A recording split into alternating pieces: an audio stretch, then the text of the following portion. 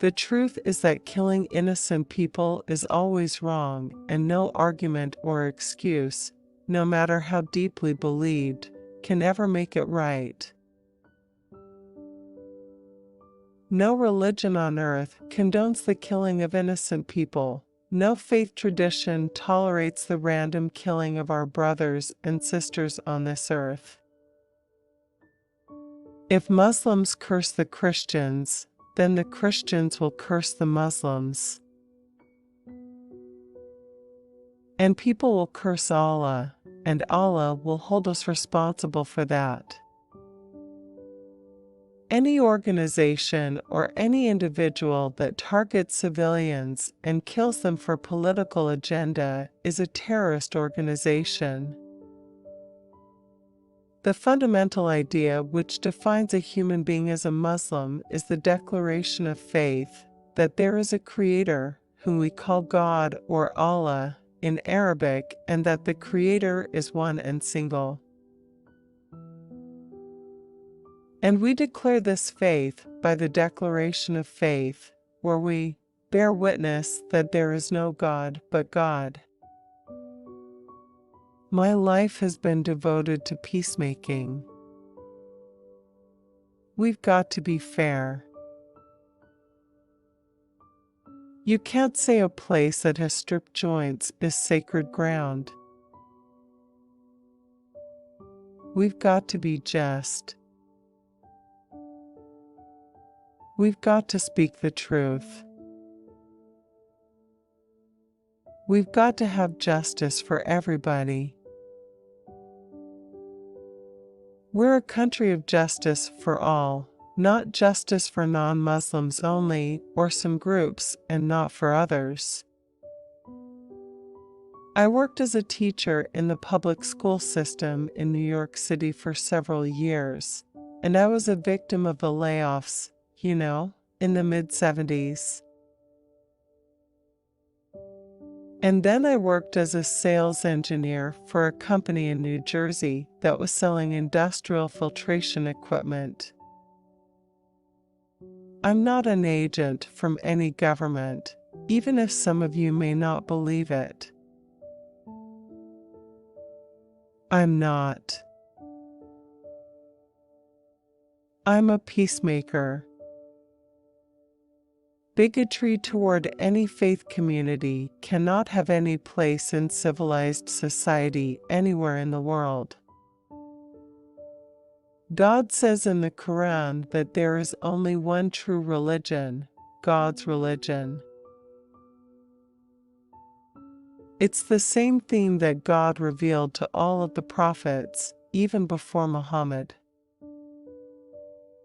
The world wants to like America. Americans must outgrow the unbecoming arrogance that leads us to assert that America somehow owns a monopoly on goodness and truth, a belief that leads some to view the world as but a stage on which to play out the great historical drama, the United States of America versus the powers of evil. Our enemy is not Islam. Islam is not the enemy of America. Americans are not the enemy of Islam. Our real enemy is extremism and radicalism. When I arrived in America, I experienced serious culture shock. For someone with a religious upbringing, the 1960s were an extremely difficult time. Even though religion was a big part of the civil rights and peace movements, in my college religion was treated as irrelevant, hopelessly stodgy, and behind the times. Jihad can mean holy war to extremists, but it means struggle to the average Muslim. In the 20th century, the Muslim world created a vision of religious nationalism. Turkey, for example, had to be ethnically Turkish. Kurds, Armenians, Other minorities didn't have a place in such a vision of a nation-state. Quran says whoever believes in God in the last day shall be saved. It is a religion whose very name, Islam, comes from the word shalom, which means peace. It's about establishing peace. We greet each other with peace be upon you, which the Jews do in greeting each other. The Islamic method of waging war is not to kill innocent civilians, but it was Christians in World War II who bombed innocent civilians in Dresden and dropped the nuclear bomb on Hiroshima, neither of which were military targets. We are not going to toy with our religion or any other. Nor are we going to barter. We are here to extend our hands to build peace and harmony. In the Muslim world, there are many people who have been vocal, and we have been very vocal against extremists. But how to win this battle is an ongoing battle. And we must continue to wage the battle for peace. I condemn everyone and anyone who commits acts of terrorism. And Hamas has committed acts of terrorism. I have never made a threat. I've never made a threat, never expressed a threat, I would never threaten violence ever, because I am a man of peace, dedicated to peace. We are Americans. We are doctors. We are investment bankers. We are taxi drivers. We are storekeepers. We are lawyers. We are part of the fabric of America. And the way that America today treats its Muslims is being watched by over 1 billion Muslims worldwide.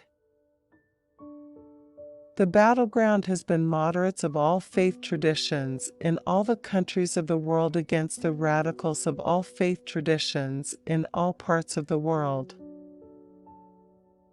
In spite of the polls, the fact is that American Muslims are very happy and they thrive in this country. One of the misperceptions that exists in the Muslim world, which needs to be fixed, is the perception that Muslims in America are living in very, very, very bad circumstances. They cannot practice religion freely. It is not the truth at all. The fact is, we are practicing. We fast, we pray, we do our prayers. Religion is defined by the relationship between God and man. And Islam is the submission and the acknowledgement of the human being to the Creator. The thing about the Islamic situation is we don't have a church. We don't have an ordained priesthood, which makes it a little complicated. But we do have a tradition of scholarship and rules of scholarship. It's very much like any field of knowledge. You take the best of our tradition as a start, and I'll take the best of Christianity. From there we can build. Islamic law is clearly against terrorism, against any kind of deliberate killing of civilians or similar collateral damage. Fanaticism and terrorism have no place in Islam. There are always people who will do peculiar things and think that they are doing things in the name of their religion. There are individuals who are working very hard to promote fear and antagonism towards Islam and Muslims in this country. It's fueled, in part, by the first African American president that we have. Obama's father was a Muslim, and people have used this to arouse hostility against him. A kind of racism still exists in the United States, and Islamophobia is a more convenient way to express that sentiment. There has also been an attempt to paint Muslims as enemies of the United States. I've spoken with friends who are rabbis and priests, and we've agreed that most people have an emotional attachment to their faith, a desire to fulfill their spiritual longings, but they are not experts in understanding the history of their religion. I was completely surrounded by religion from a young time.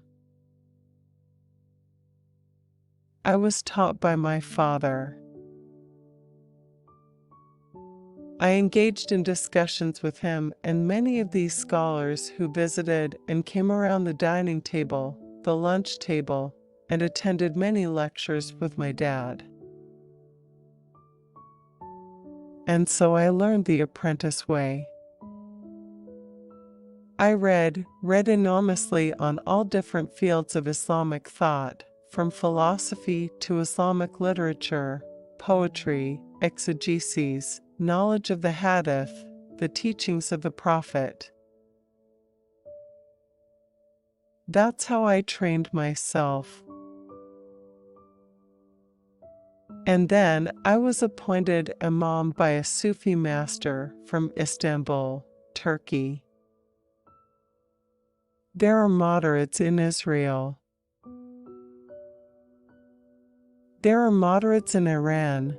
There are moderates in the Republican Party, moderates in the Democratic Party.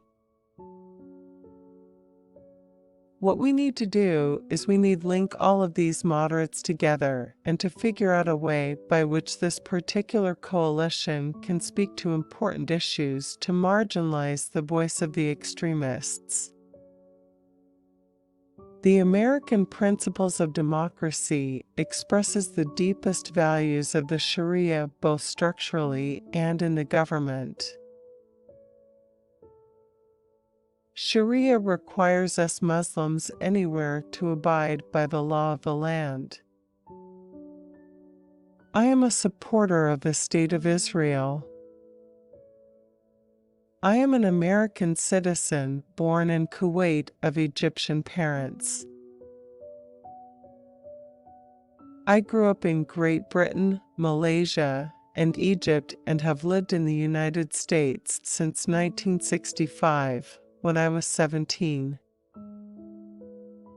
In Malaysia, where Western culture was extremely influential, I'd grown up listening to Elvis and the Beatles and watching American movies. People wanted to be like Americans. In contrast, when I got here, I saw prosperous middle-class American college students wanting to somehow join the third world. Staying chaste until marriage, a commandment of my faith, was one of the most difficult challenges of my young life. I had a powerful sense that if I did not get a grip on my identity, my ethics, and my religion, I would go off the rails. The ultimate vision is to instate in the Muslim world the notion of multiculturalism, which is part of our heritage and history, part of the fundamental, mainstream ideals of Islam.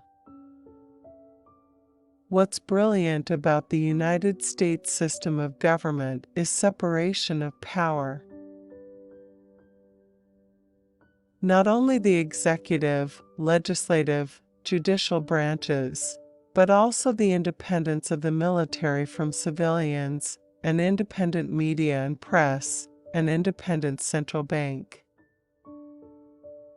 Sufis teach that we first must battle and destroy the evil within ourselves by shining upon it the good within, and then we learn to battle the evil in others by helping their higher selves gain control of their lower selves.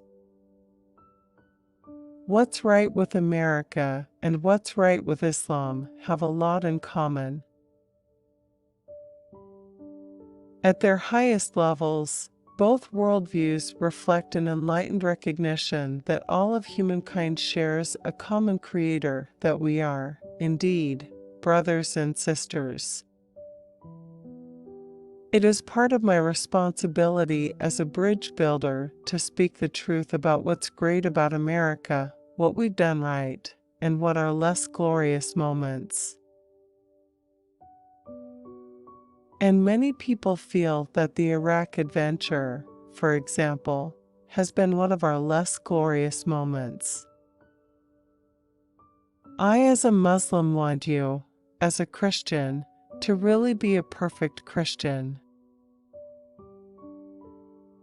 I want my Jewish friends to be perfect Jews, to live according to the highest principles of what it means to be a Jew, to be a Christian, to be a Muslim. We tend to forget in the West that the United States has more Muslim blood on its hands than Al-Qaeda has on its hands of innocent non-Muslims. Yusuf Qaradawi is probably the most well-known legal authority in the whole Muslim world today.